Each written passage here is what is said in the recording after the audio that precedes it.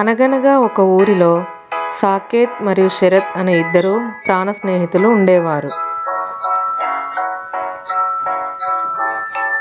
ఒకరోజు ఉదయం సాకేత్ మరియు శరత్ ఇద్దరు పాఠశాలకు వెళుతూ ఆనందంగా మాట్లాడుతున్నారు.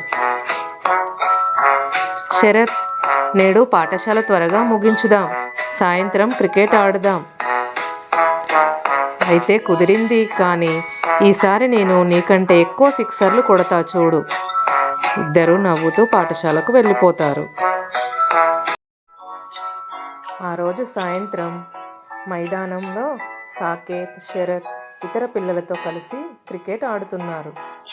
శరత్ బంతిని బాగా కొడతాడు మరియు సాకేత్ను సందేశంగా అంటాడు, హాహా, చూడు సాకేత్, నన్ను అవుట్ చేయలేవు. అప్పుడు సాకేత్ నవ్వుతూ, చూద్దాం శరత్, ఈ మ్యాచ్ ఎవరితో గెలుస్తుందో. శరత్ మంచి షాట్లు కొడుతూనే ఉంటాడు. సాకేత్ కొద్దిగా బాధపడతాడు. చిన్న వాదన ప్రారంభమవుతుంది. శరత్, నువ్వు గేమ్కి సరైన ఫీల్డింగ్ చేయటం లేదనిపిస్తుంది సాకేత్.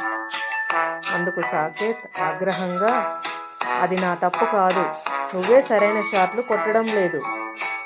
సాకేత్ ఆగ్రహంతో తన చేతిలోని బ్యాట్ను లేపి శరత్ వైపు అనుకోకుండా కొడతాడు. కొంతసేపటి తర్వాత శరత్ బాధపడి కూర్చుంటాడు. సాకేత్ తన తప్పును గ్రహించి శరత్ దగ్గరికి వస్తాడు. శరత్, నన్ను క్షమించు, నేను అనుకోకుండా అలా చేశాను.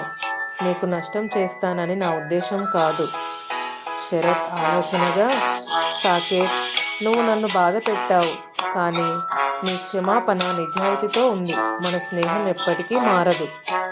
ఇద్దరు ఒకరినొకరు పట్టుకొని హత్తుకుంటారు. సాయంత్రం చివర ఇద్దరు మళ్ళీ క్రికెట్ ఆడడానికి సిద్ధమవుతారు. శరత్, ఇకపై మనం ఒకరినొకరం గౌరవించుకుంటూ ఉండాలి సాకేత్. అందుకు సాకేత్, అవును, మన స్నేహం ఎప్పటికీ బలంగా ఉంటుంది. ఇద్దరు నవ్వుకుంటూ ఆటను కొనసాగిస్తారు. ఈ కథలోని నీతి, స్నేహం పరస్పర గౌరవం, పరస్పర అవగాహన మరియు క్షమాపణలపై ఆధారపడి ఉంటుంది. నిజమైన స్నేహితులు విభేదాలను అధిగమించి మరింత బలంగా ఎదుగుతారు.